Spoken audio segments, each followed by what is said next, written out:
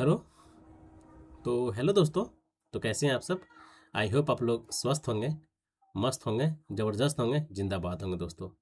दोस्तों मैं राहुल कुमार आपका स्वागत करता हूं स्टडी विथ सिविल एमसीक्यू के ऑनलाइन प्लेटफॉर्म में। ठीक है। तो जैसे कि आरआरबी जेई सीवीटी 1 का पेपर 2 दिन कंप्लीट हो चुका है और लास्ट आपका 25 तारीख को बचा हुआ दोस्तों। ठीक है। बहुत लोगों का कमेंट भी आ रहे थे कि आपका जो 2 दिन पेपर हुआ है उस पे एक प्रॉपर वे में एक कितना मैक्सिमम कटअप जा सकता है, इस पे एक प्रॉपर वीडियो बना दें। तो मैं सोचा वीडियो में आज भी मतलब आपके लिए बना सकता था, लेकिन मैं सोचा कि नहीं, सही नहीं रहेगा। पूरी तरह से एक एनालिसिस करने के बाद, कुछ लोगों से और बात करने के बाद क्या उधर से रिस्पॉन्स आता है, उसके अकॉर्डिंग जब हम लोग बनाएंगे तो एक मतलब एक्यूरेसी ज़्यादा रहेगा। ठीक है। हम लोग एक्यूरेसी पे काम करते हैं दोस्त, ये नहीं कि किसी का कोई चैनल वाला अपना तुरंत कट ऑफ निकाल दे रहा है, बोले इतना जाएगा, ये जाएगा, वो जाएगा। एआई कोई थोड़ी है, आजकल एआई का ज़माना है भाई, समझ रहे हैं ना। तो हम लोग एआई पे नहीं जा रहे हैं। जो पर्सनल इंटरव्यू, जो लड़कों का रिस्पॉन्स रहेगा, मैं आपको कॉलिंग के थ्रू भी बताऊंगा। मैं मतलब कल मैं इसके लिए प्रॉपर मैं आपके लिए वीडियो प्रोवाइड कर रहा हूँ। तो मैं कोई लड़का एक या दो लड़के फ़ोन पर रहेंगे। ठीक है। मैं कॉलिंग के थ्रू पूछूंगा कि किस टाइप से सेशन रहा है, मतलब किस टाइप से शिफ्ट रहा है, और कितना अटेम्प्ट, एवरेज अटेम्प्ट हो सकता है, उसके अकॉर्डिंग निकालेंगे तो ज़्यादा एक्यूरेसी रहेगा दोस्त। ठीक है। इसीलिए मैं आज उस पर प्रॉपर में वीडियो नहीं बनाया। कल आपको मॉर्निंग में 10 बजे उसका वीडियो मिल जाएगा दोस्तों। ठीक है। तो आज का क्लास हम लोग बीटीएससी जेई क्लास नंबर 40 हम लोग करने वाले हैं। ठीक है। जो कि काफ़ी 2-3 दिन से क्लास नहीं आ रहे थे। रीज़न यही था कि थोड़ा सा एग्ज़ाम को लेकर ये था। ठीक है। यहाँ वहाँ जाना पड़ रहा था थोड़ा सा, इसीलिए क्लास रुक गए थे। तो खैर कोई दिक्कत नहीं है। अब आप लोग जान रहे हैं कि नया फॉर्म भी आ चुका है आपका, D triple S B JE का भी है, एई का भी है। ठीक है। तो उसके लिए हम लोग प्लानिंग कर रहे हैं। ठीक है। आपको इसी टाइम क्लास दिखेगा दोस्तों। ठीक है। उसके लिए हम लोग बाद में बात करेंगे, लेकिन आज का जो क्लास है पहले हम लोग शुरुआत करते हैं। ठीक है। बहुत ही बेहतरीन तरीके से, लाजवाब तरीके से। ठीक है। तो जैसा कि हम लोग हर क्लास में 2 लाइन से शुरुआत करते हैं, जो कि हम लोग के लाइफ से, हम लोग के पढ़ाई से रिलेटेड बहुत ज़बरदस्त होता है और होना भी चाहिए। ठीक है। जब तक एक मतलब होता है ना कि ना कोई पॉइंट अगर आप पढ़ रहे हैं और आपका घर का स्थिति क्या है, आपको माइंड में घूम रहा है, तो बेसले कि वो बात आपको पढ़ने पे मजबूर कर देगा दोस्तों। ठीक है। ठीक है। चलिए, इसी के साथ मैं 2 लाइन से शुरुआत करता हूँ। क्या है? हार ना तो उसकी फितरत है, हार ना तो उसकी फितरत है जो लड़ना नहीं जानता। ठीक है। हार ना तो उसकी फितरत है जो लड़ना नहीं जानता। जीत उसी की होती है, जीत उसी की होती है जिन्हें कभी मैदान छोड़ना नहीं आता। ठीक है। जीत उसी की होती है जिन्हें कभी मैदान छोड़ना नहीं आता। दोस्तों लगे रहना है। मान रहे हैं कि रेलवे जेई सीबीटी 1 थोड़ा सा, अगर बहुत लोगों का एग्ज़ाम नहीं देने भी दिया गया है, इट मीन्स हम लोग का गलती नहीं, सिस्टम फेलुअर है। लेकिन साल तो बर्बाद हो गया हम लोग का ना। मैं इसीलिए कल कल मैं इसके लिए प्रॉपर वीडियो भी लाया था, जो कि बताया था कि हमको भी ख़राब लग रहा है। ठीक है। तो कोई दिक्कत नहीं है, हारना तो पार्ट का लाइफ भी है। ठीक है। आप हारेंगे तभी आप अगला बार जब रेलवे जी आ चुका है, कैलेंडर भी आप लोग देख चुके होंगे, उसमें आप लोग सही से काम कर पाएंगे। ठीक है। और अगला बार जो आएंगे एकदम पूरी तरह से, एकदम मतलब तैयारी के साथ, एकदम पूरा बेहतरीन तरीके से। ठीक है। बेहतरीन तरीके से तैयारी के साथ हम लोग लड़ेंगे, तो उसका रिस्पॉन्स कुछ अलग रहेगा दोस्तों। ठीक है। तो चलिए आज से क्लास हम लोग शुरुआत करते हैं दोस्तों। ठीक है। फिर हम लोग अगर रहेगा तो हम लोग लास्ट में कुछ बात कर लेंगे, कोई दिक्कत नहीं है इसके लिए। चलिए, आज का क्लास आपका, ठीक है, आपको दिख रहा हो, आप लोग भी आंसर करें दोस्तों। ठीक है। ये सारे बेहतरीन बेहतरीन क्वेश्चन आप ही के लिए लाया गया है, ताकि मैक्सिमम टाइम आप प्रैक्टिस कर सके। ठीक है। देख रहे हैं कौन कौन से एग्जाम को टारगेट किया गया है। RRB JE CBT 2, BTSC JE, D triple S B JE and AE and SSC JE. ठीक है। मतलब जितने भी स्टैंडर्ड लेवल के एग्जामिनेशन होते हैं, सारे एग्जामिनेशन को फोकस करते हुए ये सेट को बनाया गया दोस्तों। ठीक है। ऐसा नहीं कि एक पार्टिकुलर बीटीएससी जेई है, क्योंकि सबसे पहले वैकेंसी आया था। ठीक है। तब मैं उसी के नाम पे ये वीडियो बन रहा है, लेकिन देखा जाए तो इसका फायदा ओवरऑल आपको हर एग्जाम में देखने को मिलेगा दोस्त। ठीक है। कोई दिक्कत? कोई दिक्कत नहीं ना, चले। अब बताएं, देखिए फर्स्ट क्वेश्चन क्या है। According to IS 4954-1968, the acceptable indoor क्या है? The acceptable indoor noise level दोस्तों, ठीक है, इंपॉर्टेंट क्वेश्चन है दोस्त, ठीक है। Indoor noise level for a conference room, किसका पूछ रहा है? कॉन्फ्रेंस रूम का पूछ रहा है, ठीक है। इंडोर पूछ रहा है, देख रहे हैं इसमें इसमें आपका दो टाइप से क्वेश्चन पूछता है, ठीक है। मेजरली तीन तीन इसका, एक हो गया इंडोर हो गया, एक आउटडोर हो गया, एक आपका होता है डे एंड नाइट में जो आपका नॉइज लेवल है इसका पूछता है। इसका तीन टेबल बनता है दोस्तों, ठीक है। लेकिन अभी फिलहाल हम लोग दो टेबल पे, अगर टाइम, अगर चलिए तीनों टेबल हम लोग देख लेते हैं, ठीक है। तीन टेबल में देखते हैं कौन कौन से टेबल इंपॉर्टेंट है। इंपॉर्टेंट तीनों है, और आपको याद कैसे करना है मैं वो आपको बता रहा हूँ, क्योंकि क्वेश्चन कराना मेरा मकसद नहीं है। मेरा मकसद है कि आपको क्लास में कैसे भी हो, चाहे मेरा अप्रोच सही लगे चाहे आपका अप्रोच सही रहे, मतलब क्लास में क्वेश्चन याद होना चाहिए दोस्त, ठीक है। तो मैं ऐसा क्वेश्चन जहाँ पे आप फंस सकते हैं, ठीक है, जहाँ पर आपको प्रॉब्लम हो सकता है, वो सब वैसे क्वेश्चन में मैं एक अप्रोच लगाया हूँ, एक ट्रिक लगाया हूँ, ताकि आपको प्रॉब्लम फेस ना करना पड़े दोस्तों। और वो ट्रिक को आप अगर याद रखते हैं तो ऑब्वियसली कि आप पेपर में अच्छा ही कर पाएंगे, ठीक है। देखिए, पहले मैं इसका ट्रिक जान लूँ या फिर इसको सॉल्व कर लूँ, बताएं। अगर इसका ट्रिक पहले आप लोग इसका ट्रिक चाहते तो मैं ट्रिक भी बता सकता हूँ, या फिर पहले इसका हम लोग आंसर देख लेते हैं, देन उसके बाद हम लोग ट्रिक देख लेंगे कि वो ट्रिक इसमें फॉलो हो रहा है कि नहीं। तो ओके, चलें। देखिए क्या है कि एक्सेप्टेबल लिमिट इंडोर पूछ रहा है, ठीक है, किसका है? इंडोर नॉइज लेवल पूछ रहा है। इसके बाद हम लोग पढ़ेंगे आउटडोर नॉइज लेवल, ठीक है। तो इसका जो बेसिक, जो इसका जो आंसर होता है, इंडोर नॉइज लेवल किसका? कॉन्फ्रेंस रूम का जो आपका नॉइज लेवल होता है, इसका जो रेंज होता है एलवेज कितना? 35 से 40 डेसिमल होता है, ठीक है। 35 से 40, मेरा option number C is correct answer है दोस्त, ठीक है। अब हम लोग इसका थोड़ा एक ट्रिक देख लेते हैं। देखिए इसका ट्रिक क्या है दोस्त, ट्रिक बहुत मस्त है, थोड़ा सा याद रखना पड़ेगा, लंबा ट्रिक है क्योंकि इसमें बहुत सारे डेटा है ना। ट्रिक मेरा क्या है? ट्रिक, ट्रिक क्या है? ट्रिक देखिएगा, लिखिएगा। राम के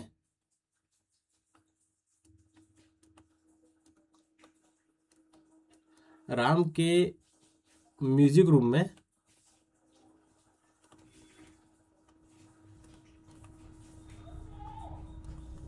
राम के म्यूजिक रूम के के नीचे नीचे वाले अपार्टमेंट में नीचे वाले अपार्टमेंट में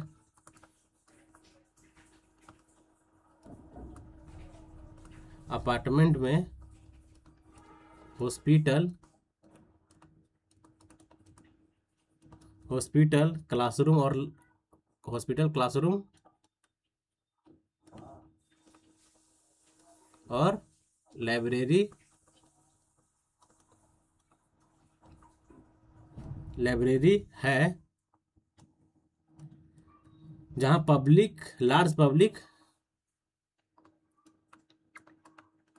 जहां लार्ज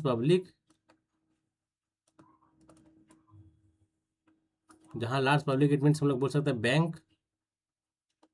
बैंक हो गया, स्टोर हो गया, लार्ज पब्लिक, बैंक, स्टोर और रेस्टोरेंट है, रेस्ट्रिक्ट है, ठीक है। ये मेरा ट्रिक हो गया दोस्तों, ठीक है, ये मेरा ट्रिक हो गया। इस ट्रिक के माध्यम से सारे जितने भी इसमें होते हैं, सारे नॉइज लेवल हम लोग 1 बाय 1 करके याद करने वाले हैं, ठीक है। देखिए आर, अब आर से क्या होगा दोस्त?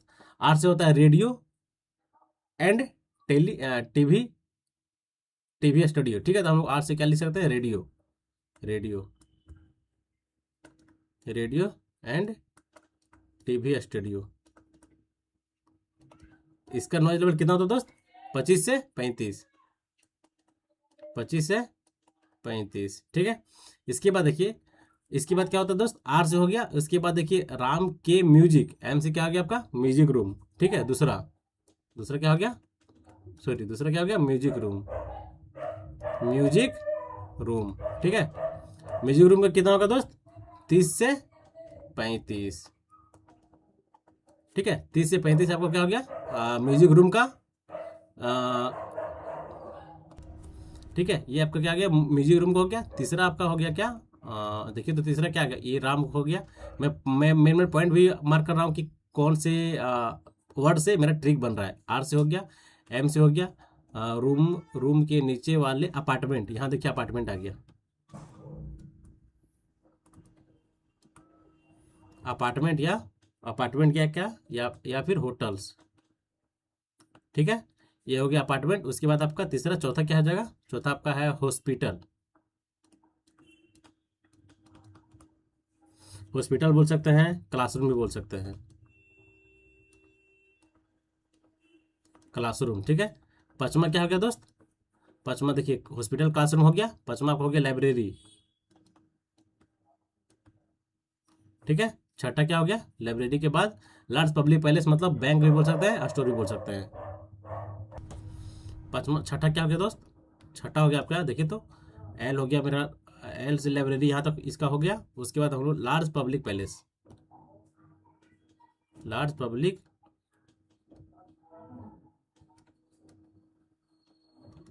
पब्लिक पैलेस, ठीक है। और सातवां क्या हो गया, रेस्टोरेंट,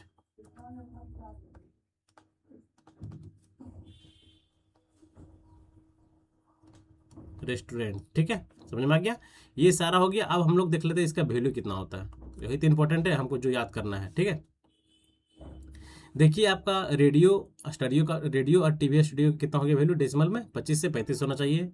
म्यूजिक रूम में कितना हो गया, 30 से 35 होना चाहिए। फिर आपका अपार्टमेंट है, apartment and hotels, apartment and hotels में जो आपका वैल्यू होना चाहिए, ठीक है। ये देखिए अपार्टमेंट एंड होटल्स है, इसमें आपका क्या, इसमें जो आपका वैल्यू होता है एलवेज 35 से 40 होता है दोस्त, ठीक है।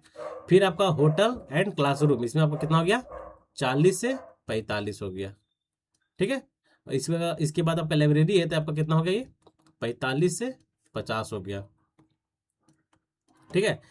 45 से 50 आपका लाइब्रेरी हो गया। फिर आपका लार्ज पब्लिक वर्क, ठीक है, लार्ज पब्लिक पैलेस हो गया, इसका कितना हो गया, 55 से, देखिए हमको जो इसमें पूछ रहा है कॉन्फ्रेंस रूम, तो कॉन्फ्रेंस रूम एलवेज आपका होता है कहाँ पे, अपार्टमेंट में होता है, छोटा टाइप में, ठीक है, जो कि कॉन्फ्रेंस हॉल टाइप में जो बोलते हैं हम लोग, ठीक है। तो हम लोग कॉन्फ्रेंस रूम इसमें ही बोल सकते हैं, इसी का ये वैल्यू होगा 35 से 40, ठीक है। तो हम लोग लिख सकते हैं क्या, conference room, conference, conference room, ठीक है। इसी का वैल्यू आपका होगा 35 से 40, ठीक है। अब मैं थोड़ा सा ये कर देता हूँ, अच्छा से कर देता हूँ ताकि आपको प्रॉब्लम ना हो।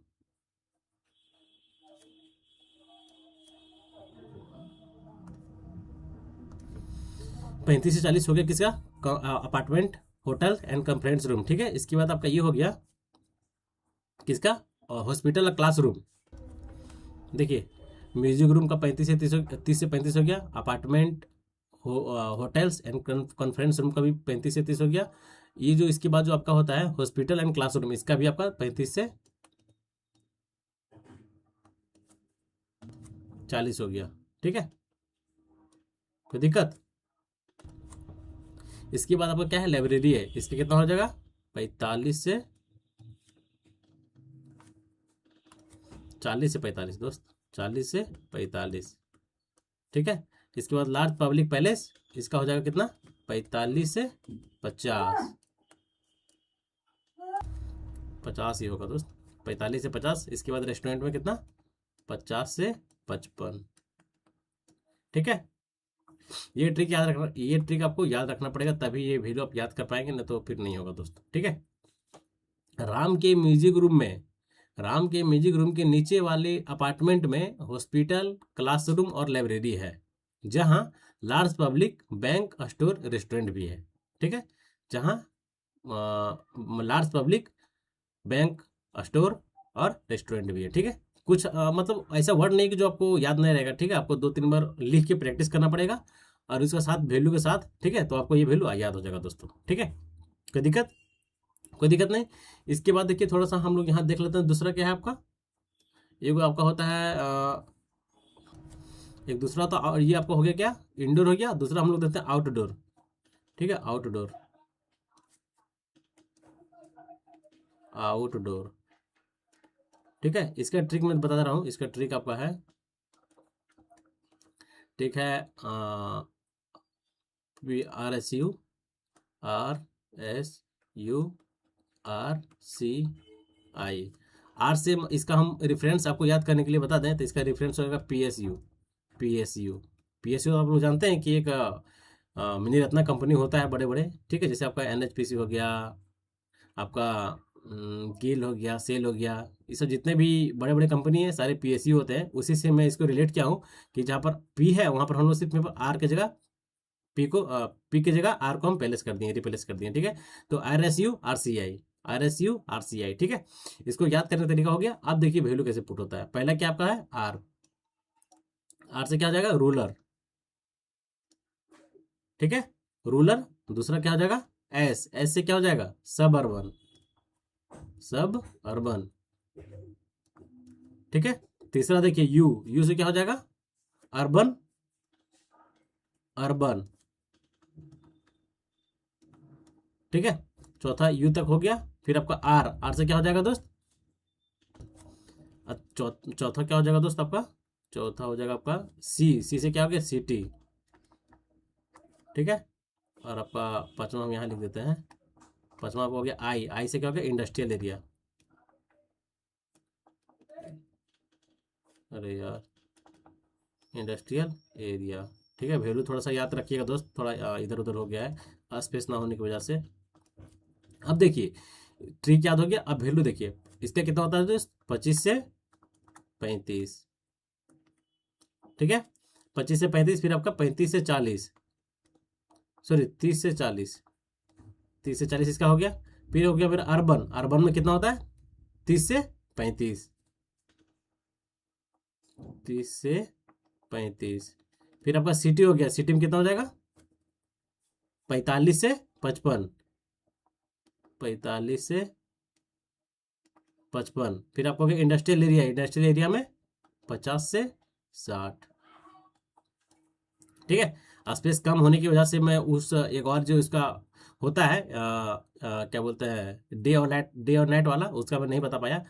ऐसा क्वेश्चन फिर से आएगा, मैं फिर उस टेबल को बता दूंगा, ठीक है, कंप्लीट बता दूंगा दोस्तों, ठीक है। कोई दिक्कत, ये फर्स्ट क्वेश्चन था, काफ़ी टाइम ले रहा है, कोई दिक्कत नहीं है, ताकि हमको ये याद हो जाए, ठीक है, याद हो जाए। क्योंकि ऐसा क्वेश्चन आपको चाहे SSC की बात करें, रेलवे की बात करें, या फिर इवन हम लोग DSSB का बात करें, सभी में कोई ऐसा ए और जेई का पेपर नहीं होगा जिसमें आपको इस टेबल से क्वेश्चन देखने को नहीं मिलेगा दोस्त, ठीक है। बहुत इंपॉर्टेंट टेबल भी है और लोग इसमें गलती करते हैं। मेरा बताने का मकसद, इतना आराम आराम से बताने का मकसद यही है कि मैं ट्रिक में इसलिए अप्लाई किया हूँ ताकि आप लोग को ये ट्रिक के माध्यम से सारा वैल्यू याद हो जाए दोस्तों। क्योंकि इसमें लोग गलती करते हैं कन्फ्यूजन करके, इसका वाला उसमें मार देते हैं और उसका वाला इसमें मार देते हैं, जिसके कारण ये क्वेश्चन आपसे गलती हो जाता है, ठीक है। ये ट्रिक बहुत इंपॉर्टेंट है दोस्त, दोनों ट्रिक, ठीक है, याद हो जाएगा, कोई दिक्कत नहीं ना है, कोई दिक्कत नहीं। चलिए अब हम लोग नेक्स्ट दूसरे क्वेश्चन की ओर बढ़ते हैं दोस्त। अब दूसरा क्वेश्चन देखिए क्या है दोस्त। दूसरा क्वेश्चन की दो स्टेटमेंट दिया गया है, ठीक है। Correct option relation to a valuation, valuation के बारे में 2 स्टेटमेंट दिया गया है, ठीक है। अब देखते हैं कि फर्स्ट स्टेटमेंट क्या बोलता है, देन सेकंड स्टेटमेंट क्या होता है, ठीक है। चलिए देखिए क्या है कि the value fix by the purchaser is called market value. पहली बात की वैल्यूएशन क्या होता है, पहले हम लोग इसके बारे में जानेंगे वैल्यूएशन क्या होता है। वैल्यूएशन आप लोग देखिए नाम से ही पकड़िए, ठीक है। कुछ कुछ टॉपिक ऐसा होता है जो कि नाम से ही उसकी नाम से ही आपको समझ में आ जाएगा। वैल्यूएशन इट मीन्स जब किसी भी प्रॉपर्टी का, ठीक है, जब भी किसी भी प्रॉपर्टी हमको खरीद रहे हैं या फिर सेल कर रहे हैं, तो हमको जो भी सेल कर रहा है या फिर जो भी खरीद रहा है, पहले वो देखेगा कि उस लोकेशन में क्या वैल्यू चल रहा है, एक पर्टिकुलर टाइम में, पर्टिकुलर लोकेशन पे उसका वैल्यू क्या है। जैसे आप सिटी में लीजिएगा, जैसे जहाँ पर हाईटेक सिटी है, तो वहाँ पे अगर आप किसी भी बिल्डिंग को परचेज करना चाह रहे हैं, किसी भी एसेट को लेना चाह रहे हैं, तो ऑब्वियसली वहाँ का वैल्यू बहुत ज़्यादा होगा। जहाँ पर आपको उस बिल्डिंग के नियर अबाउट सारा चीज़, जितने भी आपका यूजफुल का जितने भी सामान है, सारा चीज़ मिलेगा। इट मीन्स वो क्या हो गया कि उसका वैल्यूएशन ज़्यादा होगा, ठीक है। ज़्यादा इस सेंस में होगा क्योंकि उसका जो लोकेशन है, वो जो लोकेशन जो एक प्रॉपर सिटी में जहाँ पे है, वहाँ का जो रेट है बहुत ही हाई फाई होगा, ठीक है। तो उसी को हम लोग वैल्यूएशन बोलते हैं कि एक पर्टिकुलर टाइम में जितना आपका किसी भी एसेट का, किसी भी बिल्डिंग का जो प्रेजेंट में जो वैल्यू होगा, उसी को हम लोग बोलते हैं क्या, वैल्यूएशन बोलते हैं, ठीक है। लेकिन हमको देखिए यहाँ पर क्या बोल रहा है, स्टेटमेंट फर्स्ट लोग पढ़ते हैं कि the value fix the value fix by the purchaser is called market value. क्या ये आपका सही स्टेटमेंट है कि मार्केट वैल्यू हम लोग किसी को बोलते हैं कि the value fix by purchaser? एकदम ये गलत है दोस्त। परचेजर थोड़ी फिक्स करता है मार्केट वैल्यू के बारे में। हाँ, मार्केट वैल्यू के बारे में क्या ये सही बता रहा है? इस कॉल्ड मार्केट वैल्यू हम लोग इसी को बोलते हैं, इसको नहीं बोलते दोस्त, ये सरासर गलत है। ठीक है, देखिए मार्केट वैल्यू क्या आता है। मार्केट वैल्यू एक वैल्यू है, एक प्रॉपर्टी का वैल्यू है जो कि प्रजेंट में, ठीक है, प्रजेंट में ओपन मार्केट में क्या चल रहा है, ठीक है, एक पर्टिकुलर टाइम में किसी भी वैल्यू का प्रजेंट में उसका कितना वैल्यू है, उसी को हम लोग क्या बोलते हैं? मार्केट वैल्यू बोलते हैं। ठीक है, लेकिन यहाँ बोल रहा है क्या? The value fix by the purchaser is called market value, जो कि ये सरासर गलत है दोस्त। ठीक है, ये गलत हो गया। दूसरा देखिए क्या है कि दूसरा आपका the value fix by the rate of depreciation is called book value, ये आपका 100% सही है दोस्तों। आप पूछिएगा डिप्रिसिएशन क्या होता है, तो अब इसीलिए मैं बोल रहा हूँ कि सारा क्लास, आप जितने भी पीछे क्लास हुए हैं सारा क्लास को देख लें, क्योंकि हर जितने भी क्लास होते हैं सारा एक दूसरे से इंटरलिंक्ड रहते हैं दोस्तों। ठीक है, उसमें आपको डिप्रिसिएशन क्या है मैं पीछे बताया हूँ। ठीक है, डिप्रिसिएशन के कितने मेथड्स होते हैं, मेथड्स का डिफिनेशन क्या होता है, प्रॉपर मैं बहुत ही बेहतरीन तरीके से बताया हूँ। तो आप लोग जाके पीछे वाले क्लास देख सकते हैं, कोई दिक्कत नहीं है। ठीक है, लेकिन यहाँ पे हम लोग आपको मैं समझा देना चाह रहा हूँ कि डिप्रिसिएशन क्या होता है। जब भी किसी भी असेट का, ठीक है, जब भी किसी भी असेट का, किसी भी प्रॉपर्टी का कंटिन्यू ग्रेजुअली, जब किसी भी असेट का वैल्यू कम होता है, ठीक है, कंटिन्यूसली डिक्रीज करता है, उसे हम लोग क्या बोलते हैं? डिप्रिसिएशन बोलते हैं, मूल ह्रास बोलते हैं। ठीक है, तो यहाँ जो स्टेटमेंट दिया गया कि the value fix by the rate of depreciation is called book value, ये आपका 110% सही है दोस्तों।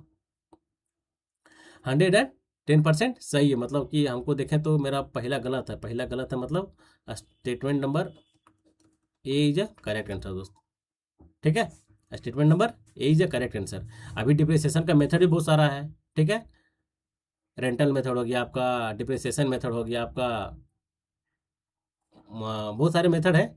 अगर आप चाहें तो प्रीवियस क्लास देख सकते हैं, सारे मेथड को मैं वन बाय वन करके बहुत ही बेहतरीन तरीके से, मतलब देखिए ऐसा आपको मैं एग्जांपल दिया हूँ कि आप हमसे कनेक्ट हो सकें और हम आपसे कनेक्ट हो सके दोस्तों। ठीक है, मेन मेन पॉइंट यही है कि जो भी आपको बताया जा रहा है आपको समझ में आना चाहिए। ठीक है, चलिए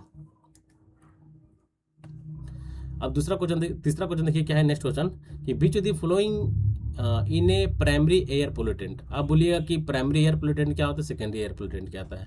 ठीक है, इसके बारे में प्राइमरी एयर पोल्यूटेंट के बारे में हम लोग बहुत बार किए भी हैं और जानते भी हैं, और आप लोग भी इस क्वेश्चन को गलती नहीं कीजिएगा, हमको जहाँ तक लग रहा है। ठीक है, और सेकेंडरी एयर पोल्यूटेंट का, ठीक है, इसमें से अगर वैसे भाई लोग जिसको प्राइमरी एयर पोल्यूटेंट और सेकेंडरी एयर पोल्यूटेंट को याद करने में प्रॉब्लम होता है, जो कि गलती कर देता है, उसके लिए मैं ट्रिक बनाया हूँ। ठीक है, मैं फिर से बोल रहा हूँ कि मैं ट्रिक उसके लिए बना हूँ, उसके लिए मैं बना रहा हूँ कि जो कि एग्जामिनेशन में गलती करते हैं। ठीक है, और यही सब इजी इजी क्वेश्चन एक टॉपर लड़का भी गलती करता है ना, तो उसको अपना रैंक से हाथ धोना पड़ता है दोस्तों। ठीक है, ये उसी के लिए नहीं है, ये उसी के लिए भी है जो जिसको कभी याद हुआ है लेकिन गलती कर रहे हैं, और साथ ही साथ जो भी टॉपर लड़के, टॉपर स्टूडेंट भाई लोग होते हैं उसके लिए भी है। ठीक है, क्योंकि एग्जामिनेशंस में ये सब क्वेश्चन में तो ओवर कॉन्फिडेंट होकर मारेंगे, ये तो 100% है कि कॉन्फिडेंट एकदम होकर मारेंगे कि ये क्वेश्चन हमको आ रहा है, हमसे गलती नहीं होना चाहिए। लेकिन यही अगर थोड़ा सा मिस्टेक रहा कि आप मतलब प्राइमरी पोलिटेंट को मार दिया सेकेंडरी वाला में, और सेकेंडरी वाला को मार दिया प्राइमरी वाला में, तो ये गलती आपसे भी हो सकता है दोस्तों। ठीक है, इसलिए मैं एक ट्रिक बता रहा हूँ, उस ट्रिक के माध्यम से आपको माइंड में क्लियर कट हो जाएगा कि प्राइमरी पोलिटेंट का ये है तो ये है। ठीक है, देखिए ट्रिक क्या है, ट्रिक क्या है दोस्त, ट्रिक क्या है? Fake SP police. आप लोग तो जानते हैं कि बिहार में अभी फेक आईएएस चला है, आईपीएस चला है, जा रहे हैं ना, कि बिहार में अभी आईएएस और आईपीएस, फेक आईएएस और आईपीएस का प्रचलन बहुत जारी है। लोग उससे 2-3 लाख में कहाँ से कैसे कैसे अपने ये करके फेक आईएएस आईपीएस अपने बन जाता है भाई, बताओ। ठीक है, तो उसी तरह हम लोग फेक एसपी का मैं ट्रिक बनाया हूँ। ठीक है, एफ से क्या हो गया दोस्त, ए से क्या हो गया, के से क्या हो गया। ठीक है, एफ से देखिए क्या हो गया, फॉर्मल्डिहाइड।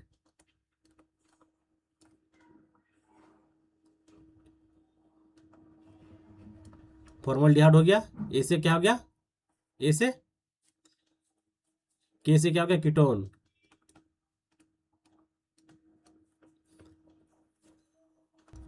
ए से क्या हो गया, एल्डिहाइड, ALDEHYD, ठीक है।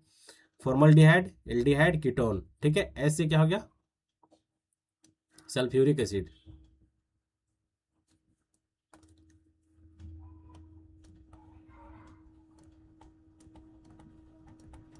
सल्फ्यूरिक एसिड, ठीक है। पी से क्या हो गया दोस्त, पी से हम लोग फोटोकेमिकल स्मैक, फोटोकेमिकल स्मैक भी बोल सकते हैं, या फिर पी से सीधे बोल दिए पैन, पैन हो गया इससे। और एस से एक और होता है जिसका नाम है स्मॉग, ठीक है। अब देखिए कि इसमें से आपको कौन नहीं आ रहा है। एक आपका है पी, पी से यहाँ पर देते हैं और ओ से यहाँ देते हैं, ओ से हो गया ओजोन, O3, OZONE, ठीक है। ओजोन हो गया, ये आपका फोटोकेमिकल स्मॉग हो गया, फोटोकेमिकल, फोटोकेमिकल स्मॉग, ठीक है। कोई दिक्कत, इस ट्रिक के माध्यम से इसमें सारे जितने भी हैं सारे आपका क्या है, सेकेंडरी एयर पोल्यूटेंट है दोस्तों। देखिए इसमें हमको पूछा क्या है, प्राइमरी एयर पोल्यूटेंट पूछा है। देखते हैं फॉर्मल्डिहाइड, फॉर्मल्डिहाइड मेरा यहाँ पर है, ये तो होगा नहीं, ये हो गया सेकेंडरी का। सल्फ्यूरिक एसिड, सल्फ्यूरिक एसिड यहाँ पर है, सेकेंडरी पोल्यूटेंट है, नहीं होगा। कार्बन मोनोऑक्साइड कहीं दिख रहा है क्या आपको, कार्बन मोनोऑक्साइड कहीं नहीं दिखता है, इसको यही होगा। ओजोन, ओजोन आपको यहाँ पर है। समझ में आ गया। अगर ट्रिक आपको अच्छा लगा हो तो चैनल आप लोग जरूर, आप लोग चैनल को लाइक करें, सब्सक्राइब करें, देन शेयर करें दोस्तों, क्योंकि ये सब ट्रिक, ऐसे ट्रिक बनाने में बहुत टाइम लगता है, ठीक है। मैं इसीलिए आपके लिए मैं बना दिया हूँ कि अगर आपसे गलती होता है तो आज के बाद इस टॉपिक से और ये मतलब प्राइमरी और सेकेंडरी एयर पोल्यूटेंट से गलती आपकी कभी नहीं होगी दोस्तों, ठीक है। इसलिए मैं इसमें जब टाइम दिया हूँ तो आपका भी एक हक बनता है कि भाई का वीडियो को थोड़ा सा लाइक कर दे, सब्सक्राइब कर दे, देन शेयर कर दे दोस्तों, ठीक है। और आपसे मैं कुछ नहीं बोल रहा हूँ, इस बोला ना कि ये सब ट्रिक आपको मैं ऐसा ऐसा ट्रिक बताऊंगा। अभी तो फिलहाल अभी तक हम लोग 40 क्लास कर चुके हैं, 40 क्लास में इतना सारा ट्रिक मैं आपको बता दिया हूँ कि अगर आप ट्रिक आप पर डे रिकॉल करते रहे तो डेफिनेटली कि आपका एग्जाम में क्वेश्चन उस टॉपिक से नहीं छूटेगा दोस्तों, ये तो मेरा दावा है, ठीक है। कोई दिक्कत, कोई दिक्कत नहीं। इस ट्रिक को मैं बहुत मेहनत से बनाया हूँ, बस आप लोगों का सपोर्ट चाहिए इसमें से दोस्त। ये सब साइलेंट है, LIC साइलेंट है, बाकी PU तक सिर्फ है, ठीक है। कोई दिक्कत नहीं है, चलें अब नेक्स्ट क्वेश्चन की ओर बढ़ा जाए दोस्त। क्या है देखिए, in order to classify the timber based on durability test, ठीक है। ड्यूरेबिलिटी टेस्ट हम लोग कर रहे हैं एक टिम्बर का, ठीक है, जिसका स्पेसिमेन कितना है, 600 है, इंटू 50 है, इंटू 50 mm है, ठीक है। और burn into the ground to half their length. एक कोई टिम्बर है जो कि इस शेप का है और उसको हम लोग क्या कर रहे हैं, ग्राउंड के अंदर धरती के अंदर हम लोग हाफ जितना उसका लेंथ है, अगर 10 है, अगर 10 सेंटीमीटर है तो 5 सेंटीमीटर हम लोग धरती के अंदर मतलब ये कर रहे हैं, फिलअप कर दे रहे हैं, मतलब इतना आपका धरती के अंदर रहेगा और इतना आपका ग्राउंड के ऊपर रहेगा, ठीक है। ये बोल रहा है फॉर ए पर्टिकुलर टाइम तक, एक सर्टेन टाइम पीरियड तक, ठीक है। And the condition of the specimen at various interval. उसके बाद हम लोग देखेंगे कुछ टिम्बर में एक सर्टेन टाइम के अकॉर्डिंग वेरियस वेरियस टाइम में हम लोग देखेंगे कि इस पर क्या प्रभाव पड़ रहा है, इसका इसका एवरेज लाइफ पर, ठीक है। उस टिम्बर का एवरेज लाइफ पे हम लोग अलग अलग टाइम पीरियड पर देखेंगे कि इस पे क्या प्रभाव पड़ रहा है, ठीक है। एवरेज लाइफ इज कंप्यूटेड, ठीक है, in order to classify the timber as high durable, the average life shall be at least, इसका एवरेज लाइफ पूछ रहा है, ठीक है। Classify the timber is high durable, मेरा टिम्बर हाई ड्यूरेबल बोल रहा है कि ये हाई ड्यूरेबल है तो इसका एवरेज लाइफ कितना होना चाहिए उस टिम्बर का, जो कि मेरा ग्राउंड के अंदर हाफ है, हाफ के हाफ ऊपर है दोस्तों, ठीक है। इसके लिए मैं आपको एक टेबल बताता हूँ, टेबल इंपॉर्टेंट है इसीलिए। देखिए पहला क्या हो जाता है, थोड़ा पेन का कलर चेंज कर लो यार, ठीक है। देखिए पहला क्या हो जाएगा दोस्त, ड्यूरेबिलिटी, ठीक है। यहाँ हो गया हाई ड्यूरेबिलिटी, ठीक है। दूसरा हो गया मॉडरेट, ड्यूरेबिलिटी। तीसरा हो गया लो ड्यूरेबिलिटी, ठीक है। अब हम लोग देखते हैं इसका average life year, average life, ठीक है। अगर मेरा टिम्बर हाई ड्यूरेबल है, इट मीन्स कि मेरा जो टिम्बर का लाइफ पीरियड होगा एलवेज मोर देन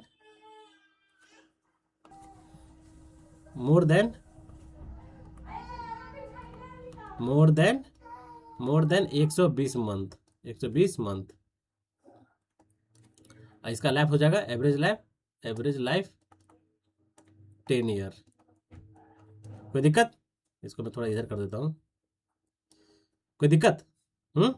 अगर मेरा टिम्बर हाई ड्यूरेबल है, इट मीन्स कि जो उसका एवरेज लाइफ होगा मैक्सिमम 120 मंथ होगा, और उसका एवरेज लाइफ होगा एवरेज लाइफ 10 ईयर होगा दोस्तों। ठीक है। अब देखिए दूसरा क्या क्या, मॉडरेट ड्यूरेबिलिटी, इट मीन्स इसका जो लाइफ होगा लेस देन 5 to 10 ईयर। ठीक है। और इसका जो होगा लेस देन, फीवर लिख देते हैं, फीवर देन 5 ईयर। ठीक है। तो ये टेबल आपको याद होना चाहिए, क्योंकि हम लोग पहले ऐसा क्वेश्चन हम लोग कर चुके हैं दोस्तों। ठीक है। अब देखिए हमसे क्या पूछ रहा है, हाई ड्यूरेबल, इट मीन्स कि इसका जो एवरेज लाइफ होना चाहिए 120 मंथ एंड एबव। ठीक है। 120 month and above, option number A is correct answer. ठीक है। चले, कोई दिक्कत हो तो आप लोग बता सकते हैं दोस्त,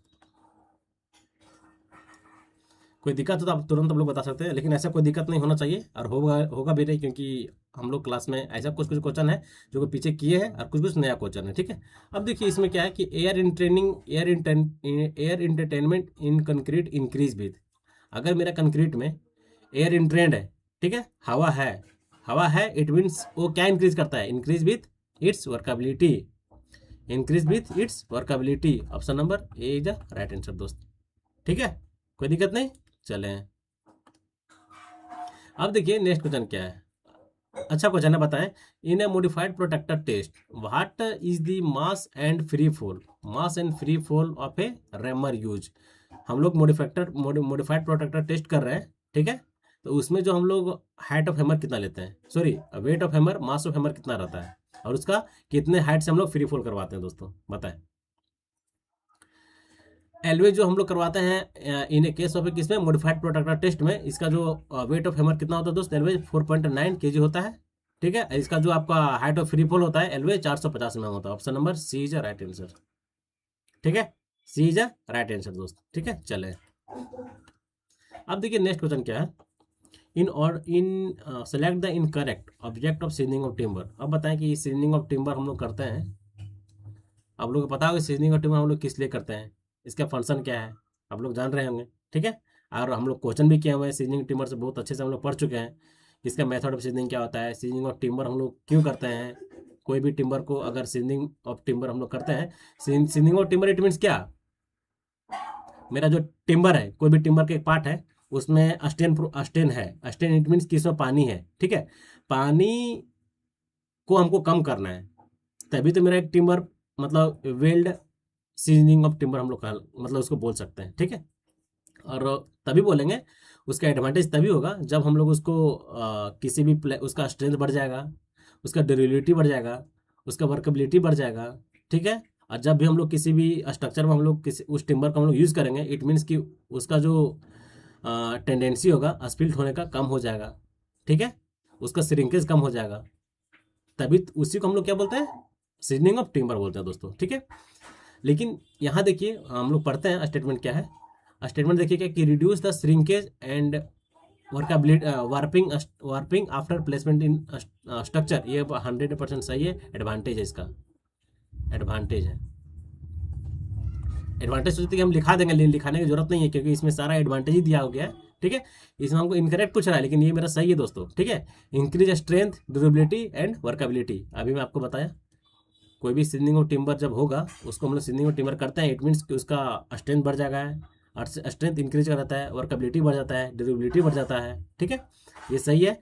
reduce the tendency to split and decay, एकदम सही है।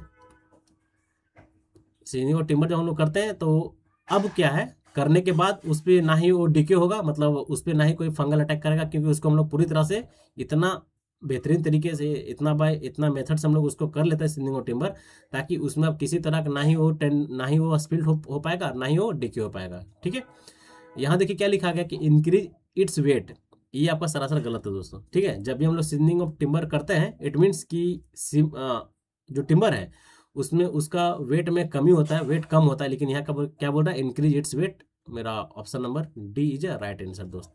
मतलब ये मेरा गलत है, हमको इनकरेक्ट पूछ रहा था, तो मेरा ऑप्शन नंबर डी है जो कि करेक्ट आंसर है। कोई दिक्कत, कोई दिक्कत नहीं ना। चले अब हम लोग नेक्स्ट क्वेश्चन की ओर आगे बढ़ते हैं दोस्त।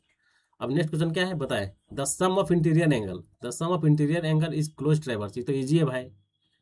एक्सटीरियर का क्या होता है, एक्सटीरियर एंगल कितना होता है, 2n प्लस 4 इंटू 90। जब ये आपका एक्सटीरियर होगा तो आपका इंटीरियर क्या होगा, यहाँ पर माइनस होगा। Option number A is right answer. ये तो आप लोग गलती भी नहीं करते होंगे। अब बताएं specific weight, what is the specific weight for a liquid having a volume दिया हुआ है इतना एंड वेट दिया है। स्पेसिफिक वेट इक्वल टू क्या होता है, specific weight equal to formula weight upon volume, sorry weight upon volume. Weight कितना है दोस्त, 4 किलो न्यूटन। वॉल्यूम कितना है, 8 मीटर क्यूब। इसको जब डिवाइड दीजिएगा कितना आएगा, 0.5। ठीक है, 0.5 किलो न्यूटन पर मीटर क्यूब, किलो न्यूटन पर मीटर क्यूब। ठीक है, इसमें लोग 2 भी मार देंगे, ध्यान देना 2 नहीं होगा। ठीक है, 0.5 होगा।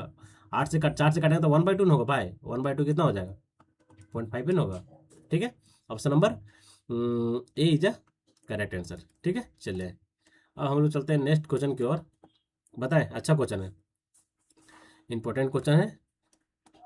ये सब जितने भी क्वेश्चन करा रहे हैं स्टेटमेंट वाले, ये सारे क्वेश्चन आपका एसएससी जेई मेंस के लिए जितने भी मेरे भाई प्रिपेयर कर रहे हैं, तैयारी कर रहे हैं, उसके लिए एकदम गौरव साबित होने वाला है। ठीक है, उसके लिए एकदम बूस्टर का काम कर रहा है दोस्त।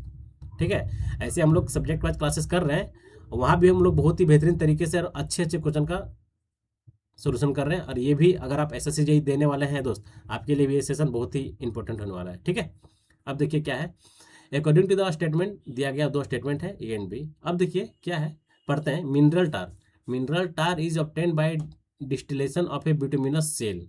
क्या ये सही है, टार जो कि हम लोग प्रोड्यूस करते हैं, टार हम लोग ऑब्टेन करते हैं एलवेज किस मेथड से, डिस्टिलेशन मेथड से। एकदम ये सही है। ठीक है, दूसरा देखिए वुड टार, ये आपको हो गया मिनरल टार, ये आपका would tar. Would tar is obtain bye destructive distillation of A resin would. Destructive distillation of A resin would, ये आपका 100% सही है। मतलब दोनों स्टेटमेंट आपका सही है दोस्तों, और पहला और दूसरा option number D is a correct answer. ठीक है, चले अब देखिए नेक्स्ट क्वेश्चन क्या है, what is the width of intermediate carriageway as per IRC। इसका तो बताना पड़ेगा क्या, इसमें तो कितना होता है, इसका तो 5.5 होता है। तो आप लोग कभी गलती नहीं कीजिएगा, लेकिन हम लोग टेबल लिख लेते हैं, टेबल हम लोग के लिए बहुत इंपॉर्टेंट होता है। आपके यहाँ क्या है, class of road, class of road, यहाँ क्या है, width of carriage way, carriage width of carriage way. ठीक है, पहला क्या हो गया दोस्त, single lane road, single lane. ठीक है, दूसरा देखिए क्या है, दूसरा आपका क्या, two lane with without curve, without curve,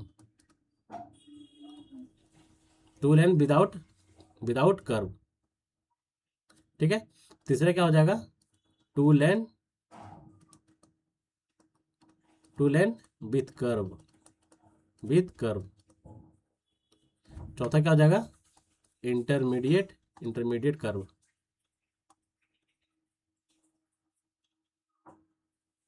अच्छा कर्व हम क्या, कर्व थोड़ी होगा, कर्व नहीं होगा दोस्त, ये कर्व इंटरमीडिएट लैन होगा ना, वही तो बोले लैन होगा, यहाँ कर्व हम लोग लिख रहे हैं, ये लैन होगा, रोड होगा, ये आपका भी रोड होगा, ये आपका रोड होगा।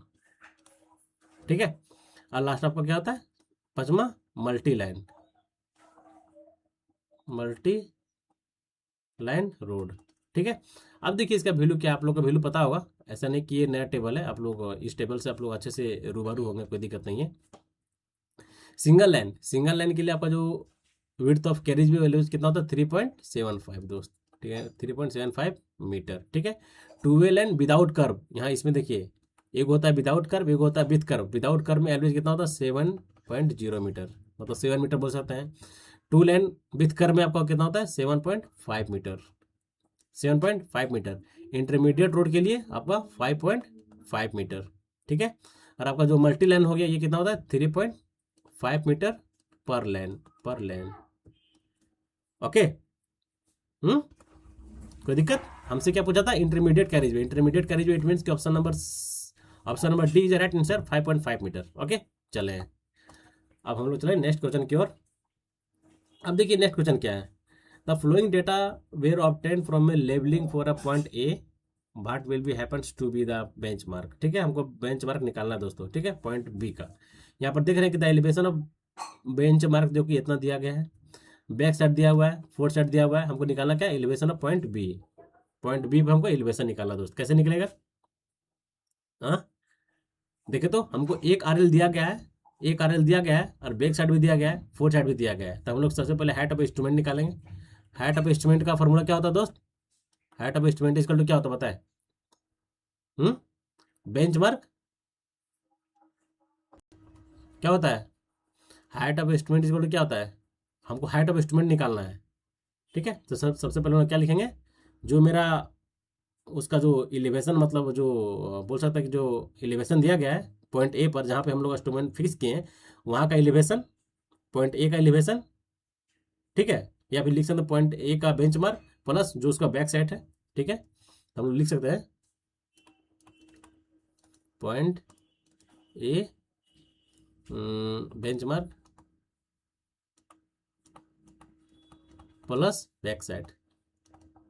यहाँ से हमको क्या निकल जाएगा दोस्त? हाइट ऑफ एस्टिमेट निकल जाएगा। पॉइंट ए का कितना दिया गया 210.852 दिया गया, प्लस इसमें हम लोग बैक साइड को प्लस करेंगे 2.324, प्लस कीजिए कितना होगा देखिए तो 4 2 6 हो गया आपका, फिर अब 5 2 7 हो गया, 8 5 13 के 3 हो गया, बाकी हाथ में 1 हो गया, फिर आपका कहें कितना हो गया यहाँ पर, और यहाँ 1 होगा दोस्त, ये 1 होगा, ठीक है, ये 1 होगा। उसके बाद यहाँ पर हो गया आपका 3 हो गया, फिर आपका इसे जोड़ेगा तो होगा 1 213, मतलब थोड़ा इसको सीधा से लिख देते हैं, इसको अच्छा से लिख देते हैं, इसको प्लस कर दिए दोस्त, ठीक है। तो मेरा आ गया कितना 213.176, ठीक है। मेरा ये क्या आ गया हाइट ऑफ इंस्ट्रूमेंट आ गया, लेकिन हमको निकालना क्या what is the elevation of point B, मतलब पॉइंट बी पर हमको बेंचमार्क निकालना है, ठीक है। तो ये जो मेरा हाइट ऑफ इंस्ट्रूमेंट आ गया, अगर इसमें से अगर हम लोग पॉइंट मतलब फोर साइड माइनस कर देते हैं, तब मेरा निकल जाएगा हाइट ऑफ इंस्ट्रूमेंट, निकल जाएगा ना। अगर मेरा जो हाइट ऑफ इंस्ट्रूमेंट मेरा आ गया, उस पॉइंट पे मेरा बेंचमार्क दिया था, स्टेशन ए का बेंचमार्क दिया होता, अब फोर साइड दिया होता और आपका बैक साइड दिया होता, तो हमको बैक साइड प्लस बेंचमार्क से हम लोग हाइट ऑफ इंस्ट्रूमेंट निकाल दिए। अब हमको निकालना क्या दूसरा पॉइंट का, जैसे ए और बी पॉइंट था, तो बी पॉइंट का हमको निकालना है बेंचमार्क, मतलब बेंचमार्क वहाँ का निकालना है, ठीक है। तो बेंचमार्क निकालने के लिए हम लोग क्या करेंगे, जितना मेरा हाइट ऑफ इंस्ट्रूमेंट आया हुआ है उसमें से हम अगर फोर्थ साइड का वैल्यू माइनस कर देंगे तो मेरा निकल जाएगा elevation of a point B, ठीक है, मतलब bench of mark point B, ठीक है। तो हमको निकालना क्या बेंच मार्क एट बी निकालना है। तो हमको पहले हाइट ऑफ इंस्ट्रूमेंट को प्लस करेंगे, इसमें से हम लोग माइनस कर देंगे क्या आपका फोर्थ साइड देखिए तो आपको जब माइनस कीजिएगा कितना आएगा दोस्त 213.176 माइनस 1.834, इसको माइनस कीजिए, जो आपका आएगा वो आपका करेक्ट आंसर हो जाएगा, ठीक है। ऐसे इसका आंसर देखिए तो आपको 212 पॉइंट समथिंग आ रहा है, 211 point something, option number A is a correct answer दोस्त, ठीक है। कोई दिक्कत? सर्वे का क्वेश्चन है, अच्छा क्वेश्चन है। यही सब क्वेश्चन आपका बीटीएससी जो हो गया, रेलवे जो हो गया, ये सब आ सकता है दोस्तों, ठीक है, अच्छे लेवल क्वेश्चन। अब देखिए नेक्स्ट क्वेश्चन क्या है, what is the name of given Le Chatelier on one of the Bogues compound tricalcium silicate, what is form during a clinical process. Clinical process का नाम पूछ रहा है दोस्तों, ठीक है, किसका ट्राई कैल्शियम सिलिकेट का क्या होता है? पहला ट्राई कैल्शियम सिलिकेट, दूसरा डाई कैल्शियम सिलिकेट, तीसरा tricalcium aluminoferrite, tetracalcium alumina, अरे यार,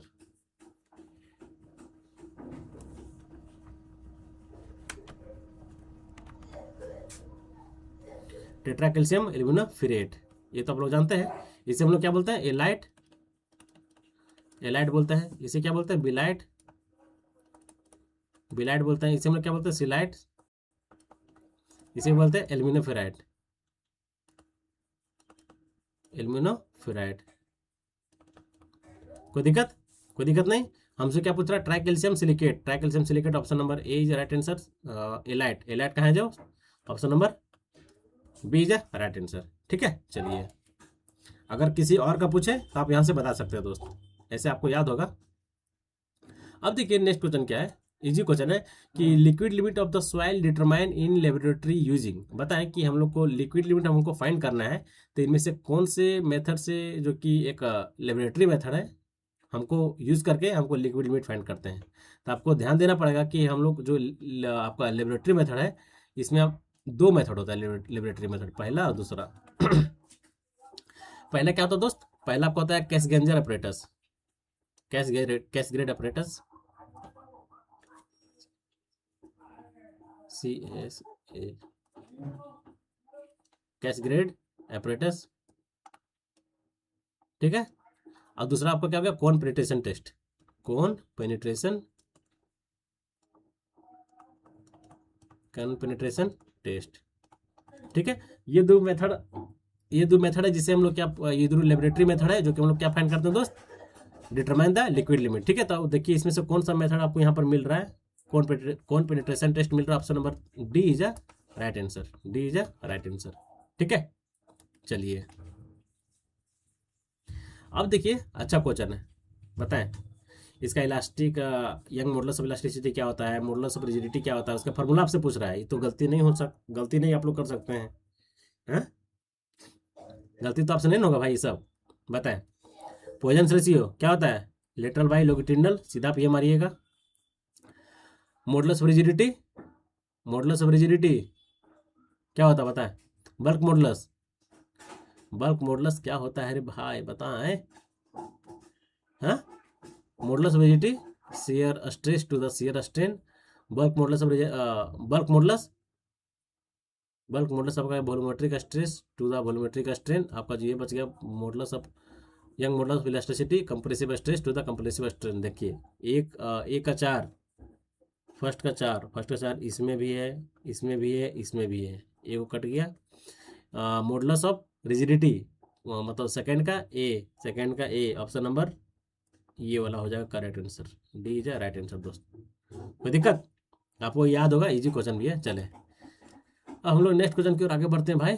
देखिए नेक्स्ट क्वेश्चन क्या है, in which of the following cross drainage works in the high flood level of the drain sufficiently below the bottom of the canal so that the drainage water flow freely under a gravity, उसे हम लोग कौन सा condition बोलते हैं?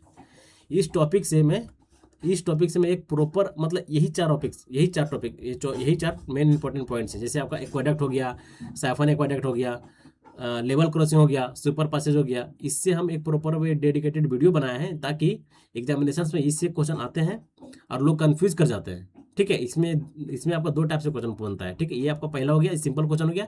इसके बाद आपका एक वैल्यू देकर पूछता है कि हाई फ्लड लेवल का वैल्यू ये है, बॉटम लेवल का वैल्यू ये है। ठीक है, तो उसके अकॉर्डिंग बताएं कि इनमें से कौन सा होगा। ठीक है, तो मैं आप लोग जरूर जाकर चैनल पर विजिट करें, इसके अकॉर्डिंग मैं एक प्रॉपर में मैं इसके लिए एक स्पेशल वीडियो बना दिया हूँ। ठीक है, इस चैनल पर आप लोग सर्च कीजिएगा, आपको वीडियो मिल जाएगा। ठीक है, और आप लोग उससे क्या है कि अपना और कॉन्सेप्ट क्लियर कर सकते हो दोस्तों। ठीक है, और ट्रिक भी बताया कि मेन ट्रिक है। ठीक है, इस सब ट्रिक, इसका ट्रिक क्या होगा देखिए, CDA DCS, ये ट्रिक है दोस्त, CDA DCS। हमको देखना है क्या, एक्वाडक्ट से आपका हो गया, ये से हो गया क्या आपका एक्वाडक्ट हो गया। अब देखिए एक्वाडक्ट में क्या होता है, ये आपका कैनाल हो गया, ये आपका क्या हो गया ड्रेनेज हो गया।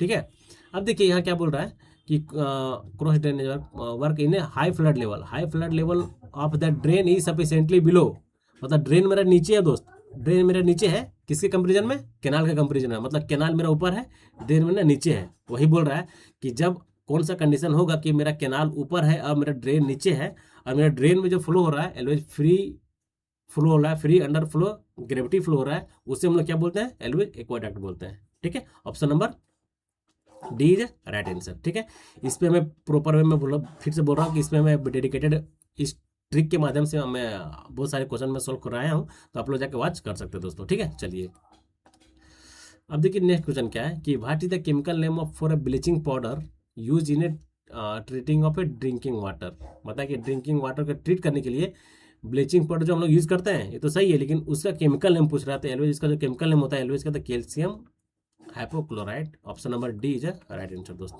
ठीक है, चलिए अब देखिए नेक्स्ट क्वेश्चन क्या है कि skimming tank is use waste water treatment is to. अब बताएं कि ये तो हम लोग वाटर ट्रीटमेंट प्लांट पे पढ़ते हैं, और वहीं से क्वेश्चन पूछा गया कि स्कीमिंग टैंक का फंक्शन क्या होता है। इसमें स्कीमिंग टैंक हो गया, फिर आपका एरिएशन से पूछ सकता है, डेट्रियस टैंक से पूछ सकता है। ठीक है, तो आपको ध्यान देना पड़ेगा इसमें जो आपका स्कीमिंग टैंक है, स्कीमिंग टैंक क्या करता है। हाँ, स्कीमिंग टैंक उसका फंक्शन यही है कि एलवेज स्कीमिंग टैंक क्या रिमूव करता है, यहाँ पर दिया हुआ ऑप्शन में कि remove odour colour of the waste water, या फिर separate very fine sand particles in the waste water, एकदम नहीं होगा। रिमूवल टर्मिडिटी एकदम नहीं होगा। रिमूवल वाइल एंड ग्रीस एकदम सही होगा। स्कीमिंग टैंक एक इस टाइप का टैंक है, ये टैंक बेसिकली जो रिमूव करता है एलवेज वाइल हो गया, ग्रीस हो गया, जितने भी मेरा वाटर्स में प्रेजेंट है इसको रिमूव करता है दोस्त। एरिएशन हो गया, एरिएशन एक पूछता था कि एरिएशन टैंक जो रिमूव करता है ये क्या रिमूव करता है। आपको ध्यान देना पड़ेगा जो एरिएशन टैंक है, एरिएशन टैंक एलवेज क्या रिमूव करता है, इनऑर्गेनिक पार्टिकल्स। ठीक है, इनऑर्गेनिक पार्टिकल्स जो कि आपका सैंड हो गया, अस्क हो गया, ये सब जितने भी पार्टिकल्स हैं इनऑर्गेनिक है, जो कि पानी में घुलता नहीं है, वो सब मैटर्स कौन रिमूव करता है, तो एलवेज एरिएशन टैंक में रिमूव होता है। ठीक है, उसका जो स्पेसिफिक ग्रेविटी होता है, जो हम लोग एरिएशन टैंक में जो मैटर्स आ रहे हैं या इनऑर्गेनिक मैटर्स, उसका स्पेसिफिक ग्रेविटी जो होना चाहिए एग्जामिनेशन से पूछा गया है 2.4 से लेकर 2.7 होता है दोस्तों। ठीक है, 2.4 से लेकर 2.7 होता है स्पेसिफिक ग्रेविटी। तो आपको दोनों पॉइंट जितने भी मैं पॉइंट बोला आपको ध्यान रखना पड़ेगा। ठीक है, कोई दिक्कत नहीं, चले option number D is the right answer दोस्त। अब देखिए नेक्स्ट क्वेश्चन क्या है, A clay soil has a saturated moisture content 20%, a specific gravity 2.5 if its saturation percentage 70%, the void ratio easily लगा सकते हैं फॉर्मूला सहवाग AC इक्वल टू WG। हमको निकालना है क्या दोस्त, हमको निकालना void ratio E निकालना है, तो WG बाई S हो जाएगा, यहाँ आपका E हो गया। तो W कितना देखे तो वाटर कंटेंट कितना है 0.7 इंटू 2.5 डिवाइडेड बाई एस। अरे यार डब्ल्यू ये वाटर कंटेंट हो जाएगा ना, वाटर कंटेंट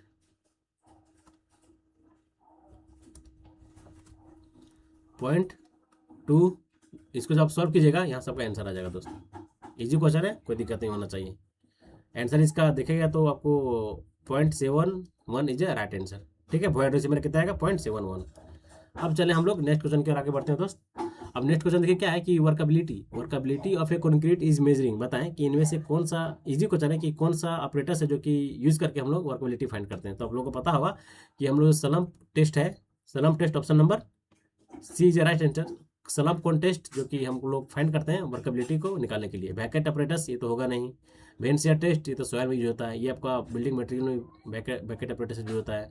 बैलेंसियल परमिटिविटी टेस्ट ये भी हम लोग बिल्डिंग मटेरियल में यूज करते हैं। ठीक है, तो ऑप्शन नंबर सी जो है आपका राइट आंसर है दोस्त। ठीक है, सी इज राइट आंसर। चलिए अब हम लोग नेक्स्ट क्वेश्चन की ओर बढ़ते हैं दोस्त। अब देखिए नेक्स्ट क्वेश्चन क्या है, according to IS 4111 part number 1, ठीक है 1986, for sewer that can be cleaned manually and which cannot be entrained for a cleaning or inspection, the maximum distance between the manhole should be। बताएं। अगर हम लोग एक sewer है, IS code, ये आपका आईएस कोड के अकॉर्डिंग पूछा गया है, ठीक है। अगर सीवर को हमको मैनुअली क्लीन किया जा रहा है, ठीक है, मैनुअली क्लीनिंग कर रहे हैं, तो उसमें पूछ रहा है कि मैक्सिमम डिस्टेंस जो सीवर का होना चाहिए कितना होना चाहिए दोस्त। तो इसमें जो मैक्सिमम सीवर का जो डिस्टेंस होना चाहिए एलवेज 30 मीटर से ज़्यादा नहीं होना चाहिए दोस्तों। Option number B is right answer दोस्त। कितना? 30 मिनट से ज़्यादा नहीं होना चाहिए। Option number B is correct answer. चलिए अब हम लोग नेक्स्ट क्वेश्चन की ओर आगे बढ़ते हैं दोस्त। अब देखिए नेक्स्ट क्वेश्चन क्या है। If the departure and latitude, ठीक है, डिपार्चर एंड लेटीट्यूड को वैल्यू दिया गया है, प्लस में है माइनस में है, कोई दिक्कत नहीं है। पूछ रहा है होल सर्कल बियरिंग निकालना है, ठीक है। चलिए देखिए, ये आपका हो गया, ये आपका ग्राफ हो गया दोस्त। मेरा लेटीट्यूड ये आपका जानते हैं कि आपको मेरा क्या होता है, यहाँ पर हो गया प्लस, ये साइड प्लस, इधर माइनस, ठीक है, ये लाइन है, ठीक है। तो ये जो है आपका इस टाइप से है, ठीक है। ये मेरा क्या हो गया, लेटीट्यूड हो गया। तो ये मेरा क्या हो गया, एल कॉस थीटा, ठीक है। ये मेरा पॉइंट बी है, ये मेरा पॉइंट ए है। यहाँ से यहाँ कितना हो गया, L sine theta, L sine theta, ये मेरा थीटा है दोस्तों, ठीक है। हमको निकालना है क्या दोस्त, हमको होल सर्कल बियरिंग निकालना है। तो सबसे पहले हमको क्या निकालना पड़ेगा, टेन थीटा। ये ना होता है टेन थीटा इजकल टू क्या होता है, summation of departure divided by summation of latitude. चलिए टेन थीटा इजकल टू क्या होता है, वैल्यू पुट करें। डिपार्चर कितना है दोस्त, departure plus 78 divided by minus 135.1। यहाँ सब थीटा निकालिएगा। थीटा आपका आ गया माइनस 30 डिग्री, ठीक है। Theta equal to tan inverse, value put कीजिएगा। थीटा कितना आएगा, माइनस 30 डिग्री। इट मीन्स हमको क्या निकालना है, होल सर्कल बियरिंग निकालना है। तो होल सर्कल बियरिंग निकालने के लिए ये हम लोग जान रहे हैं कि मेरा फर्स्ट क्वाड्रेंट में है, ठीक है। तो मेरा फर्स्ट क्वाड्रेंट में इट मीन्स कि हम लोग 180 प्लस करते हैं, 180 प्लस 30 डिग्री इजकल टू,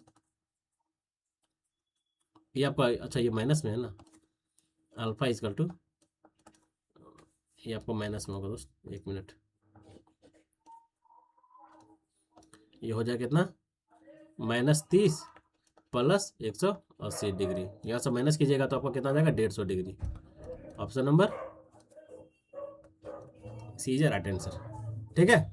कोई दिक्कत, यहाँ तक कोई दिक्कत है तो पहले बता सकते हैं दोस्तों, कमेंट कर सकते हैं। जहाँ भी अगर प्रॉब्लम आपको आ रहा है तो जरूर आप कमेंट करें, उस कमेंट का तुरंत सोल्यूशन किया जाएगा दोस्तों, ठीक है। चलें अब हम लोग नेक्स्ट क्वेश्चन के आगे बढ़ते हैं दोस्त। अब देखिए क्या है, अच्छा क्वेश्चन है कि the failure plane behind a vertical wall in the passive pressure, ठीक है। क्या है देखिए, पेसिव प्रेशर है। इसीलिए मैं बोल रहा हूँ कि आप लोग जितने भी प्रीवियस क्लासेस हुए हैं सारा क्लासेस को देखते चले। ये क्वेश्चन हम प्रीवियस क्लास में किए हुए हैं। किस में किए हुए हैं, सब्जेक्ट वाइज वाले क्लास नंबर 4 में, सब्जेक्ट वाइज वाले क्लास नंबर 4 में, जो कि सॉइल मैकेनिक्स का क्वेश्चन है, वहाँ से पूछा गया, वहाँ से हम क्वेश्चन इसको किए हैं, ठीक है।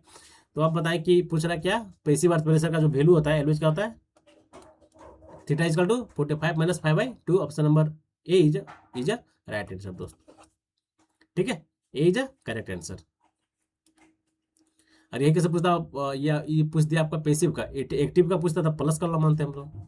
एक्टिव अर्थ प्रेशर का पूछता तो हम लोग क्या मारते हैं, प्लस वाला मारते हैं। चलिए यहाँ तक कोई दिक्कत है दोस्त, यहाँ तक अभी हम लोग सोल्यूशन कर चुके हैं, करीब अच्छा खासा क्वेश्चन भी हो चुका है। यहाँ तक 20-22 क्वेश्चन हो चुका है। अब बताएं कि यहाँ तक में अगर कहीं आपको प्रॉब्लम हो रहा हो तो आप लोग जरूर निश्चित होकर कमेंट करें, कोई दिक्कत नहीं हो, ठीक है। कमेंट करें, कमेंट का रिप्लाई मैं देता हूँ और देता रहूँगा दोस्त, ठीक है। बहुत सारे भाइयों का परीक्षा के रिलेटिव कमेंट थे जो कि मैं दिया हूँ। और नेक्स्ट जो क्लास होगा आपका सब्जेक्ट वाइज होगा, सॉइल मैकेनिक्स का होगा, ठीक है। सॉइल मैकेनिक्स का पार्ट नंबर 5 जाएगा, ओके। अभी तक पार्ट नंबर 4 तक ऑलरेडी अपलोडेड है, तो आप लोग पार्ट नंबर 4 नहीं देखे हैं, जो कि बहुत ही इंपॉर्टेंट है। आप लोगों से मैं फिर बोल रहा हूँ कि पार्ट नंबर 4 अगर आप छोड़ रहे हैं तो आपके लिए बहुत प्रॉब्लम करने वाला है, ठीक है। मैं इस सेंस से बोल रहा हूँ कि उस क्लास में मैं ऐसे ट्रिक बताया हूँ जो अभी तक कभी नहीं बताया हूँ, ठीक है। अभी तक कभी नहीं बताया हूँ, कभी जरूरत भी नहीं आया है। लेकिन पार्ट नंबर 4 में वो पहला ही क्वेश्चन में हमको देखने को मिल गया, पहला या दूसरा में, तो मैं उसको मैं बहुत ही बेहतरीन तरीके से बताया हूँ। ऐसा ऐसा कंसेप्ट में बताया हूँ कि उस टॉपिक से क्वेश्चन एग्जामिनेशन में 110% आते हैं और लोग गलती करते हैं। मात्र 70 से 80% लोग गलती करते हैं, मात्र 20% सही करते हैं। इसलिए मैं बोल रहा हूँ कि क्लासेस को कंटिन्यू देखें, और जहाँ प्रॉब्लम हो तुरंत आप लोग कमेंट कर सकते हैं, कोई दिक्कत नहीं है, आपको भाई का चैनल है, ठीक है। चलिए अब देखिए नेक्स्ट क्वेश्चन क्या है। Which the following correct regarding A autogenous healing of a concrete. अब ऑटोजीनियस क्या होता है दोस्त, पूछ सकते हैं कि ऑटोजीनियस क्या होता है। देखिए ऑटोजीनियस एक टाइप से नेचुरल क्रैक होता है, ठीक है। कोई भी कंक्रीट में आपका नेचुरल की वजह से जो क्रैकिंग डेवलप हो रहा है उसे ही हम लोग क्या बोलते हैं, ऑटोजीनियस हीलिंग क्रैकिंग, मतलब पूरा पतला क्रैकिंग। किसकी वजह से, नेचुरल की वजह से, नेचुरल फोर्सेस की वजह से, ठीक है। एक प्रोसेस होता है ये, ठीक है। तो उसकी वजह से जो मेरा कंक्रीट में मेरा जो हीलिंग क्रैक जनरेट हो रहा है उसी को हम लोग क्या बोलते हैं, ऑटोजीनियस क्रैकिंग बोलते हैं, ऑटोजीनियस क्रैकिंग। तो हम लोग क्या समझना, नेचुरल नेचुरल क्रैक होता है, नेचुरल प्रोसेस होता है। Option number C is right answer. ये तो बोल रहा है कि आर्टिफिशियल तो होगा ही नहीं, इट कैन नॉट, ये तो होगा ही नहीं। तो option number C is correct answer दोस्त। हम्म क्वेश्चन का लेवल कैसा आ रहा है अभी बता सकते हैं, ठीक है। जहां आपको प्रॉब्लम हो मतलब बेहिचक, कोई दिक्कत नहीं है दोस्त, ठीक है। आप भी जहाँ थे वहीं से हम उठ के आए हैं, कोई अलग नहीं है, ठीक है। बस आप लोग का सपोर्ट चाहिए, और आप लोग का एक दिन ऐसा आएगा कि आप लोग इतना क्वेश्चन का प्रैक्टिस कर लेंगे कि आपको किसी भी पेपर में बैठिएगा, सिर्फ आप लोग ननटेक का अपना तैयारी करते हैं, बाकी टेक्निकल आप इस चैनल के भरोसे छोड़ दे दोस्त। चाहे आप किसी भी पेपर के एग्जाम का तैयारी कर रहे हैं, आपको इतना लेवल का मैं तैयारी कर रहा हूँ, करवा दे रहा हूँ कि आप लोग कभी पेपर में फेल नहीं होगा, मेरा ये दावा है। चाहे आप सब्जेक्ट वाइज चाहे आप मिक्स प्रैक्टिस का सेशन देखें, ठीक है। लेकिन आपके लिए दोनों इंपॉर्टेंट है, ठीक है। अब देखिए क्या है नेक्स्ट क्वेश्चन कि in an example of the particle application of A Bernoulli theorem. अब बताएं कि इनमें से कौन से एग्जाम्पल है जिसमें हम बर्नौली थ्योरम का हम लोग यूज करते हैं दोस्तों। ये तो जनरली हम लोग को आपको बताना पड़ेगा कि तो जनरली जो हम लोग बर्नौली इक्वेशन जो हम लोग यूज करते हैं एलवेज हम लोग तीन एक अलग अलग एग्जाम्पल होते हैं जिसपे हम लोग बर्नौली इक्वेशन अप्लाई करते हैं दोस्तों। पहला क्या हो गया आपका, फर्स्ट क्या हो गया आपका दोस्त, पिटोट ट्यूब हो गया, ठीक है। पिटोट ट्यूब, पिटोट ट्यूब, ठीक है। दूसरा क्या होगा दोस्त, वेंचुरी मीटर, वेंचुरी मीटर, ठीक है। तीसरा क्या होगा दोस्त, ऑरफिस मीटर, ऑरफिस मीटर, ठीक है। तो ये जो तीन अलग अलग एप्लीकेशन है, अलग अलग इंस्ट्रूमेंट है जिसमें हम लोग बर्नौली इक्वेशन का थ्योरम अप्लाई करते हैं दोस्तों, ठीक है। तो इसमें देखिए कौन सा आपको दिख रहा है, कौन सा है, हमको तो दिख रहा है पिटोट ट्यूब से भी दिख रहा है दोस्त, ठीक है। तो pitot tube is right answer, B is right answer दोस्त, ठीक है। अगर पिटोट ट्यूब की जगह दूसरा कुछ रहता, वेंचुरी मीटर रहता था वो मारते हैं, और फिश मीटर रहता था हम लोग वो मारते हैं, ठीक है। बहुत ही इंपॉर्टेंट क्वेश्चन है, अच्छा क्वेश्चन है। चलें अब देखें क्या है कि the flakiness index, the flakiness index is not a applicable to a aggregate size less that. अब बताएं कि फ्लैकिनेक्स इंडेक्स होता है, एक होता है क्या, इलोंगेटेड इंडेक्स। तो फ्लैकिनेक्स इंडेक्स में जो मेरा साइज होता है कितना से ज़्यादा नहीं होना चाहिए, स्मॉलर साइज, ठीक है। तो एलवेज आप लोग जान भी रहे होंगे जो मेरा फ्लैकिनेक्स इंडेक्स जो होता है इसमें पॉइंट में पूछा गया है कितना होता है, 6.3 mm से कम नहीं होना चाहिए, स्मॉलर नहीं होना चाहिए दोस्तों, ठीक है। Not be less than, not applicable. अगर इससे छोटा है तो ये अप्लीकेबल नहीं होगा दोस्तों, उससे हम लोग फ्लैकिनेक्स इंडेक्स नहीं बोलेंगे, ठीक है। तो option number C is right answer दोस्त, sorry D is right answer दोस्त, ठीक है। D is right answer. अगर इसका अगर ये में रहता, अगर मतलब फ्रिक्शन में पूछता तो फ्रिक्शन में कितना हो जाएगा दोस्त, एलवेज हम लोग बोल सकते हैं कितना हो जाएगा, 3/5 होता है ये आपका फ्रिक्शन में, किसका, फ्लैकिनेक्स इंडेक्स का, इलोंगेटेड इंडेक्स का, इलोंगेटेड इंडेक्स, इलोंगेटेड इंडेक्स में होता है एलवेज क्या होता है, 9/5 होता है, मतलब 9/5 होता है, ठीक है। ये होता है,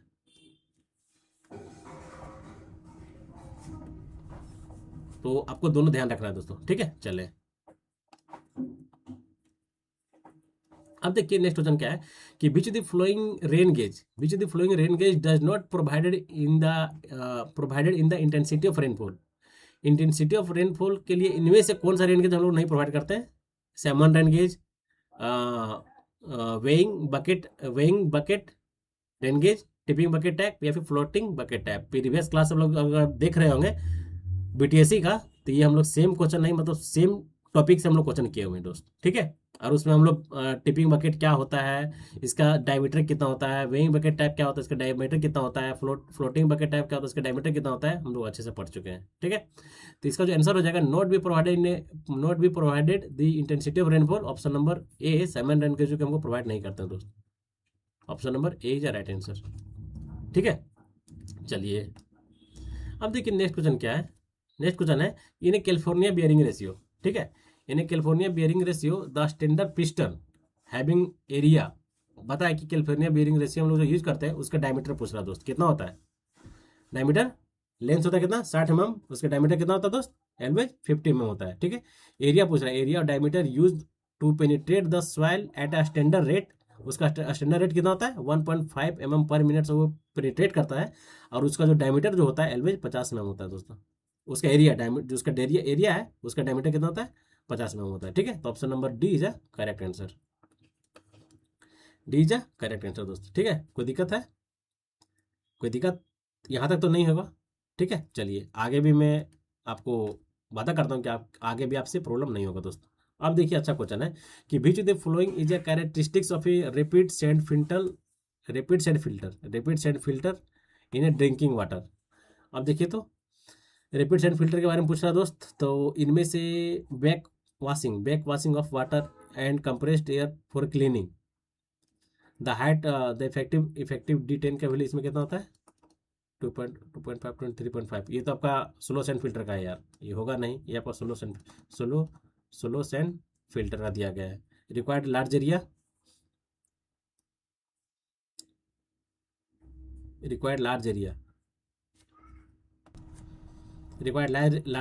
फिर चौथा आपका क्या हाईली इफेल्वेंट रिमूवल, ये भी नहीं होगा। तो इसमें से सबसे अगर अप्रोप्रिएट आंसर पूछा जाए तो आपका back washing of water and compress air for cleaning, option number A is the right answer दोस्त। ठीक है, option number A is the correct answer दोस्त। ठीक है, चलिए अब नेक्स्ट क्वेश्चन देखते हैं। वो तो आपका ये आज का सेशन का ये लास्ट क्वेश्चन था दोस्तों।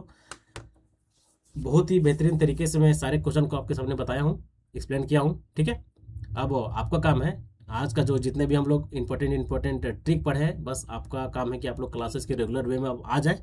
ठीक है, सिर्फ एक दिन और बाधित होगा, किस दिन, जिस दिन आपका अरबी जेई का CVT2 का CVT1 का जो पेपर होगा 25 तारीख को, सिर्फ उस दिन, क्योंकि उस दिन हम लोग सिर्फ एनालिसिस में रहेंगे। ठीक है, फिर मिलते हैं हम लोग कल के डेट में। जय हिंद, जय भारत, नमस्कार और थैंक यू।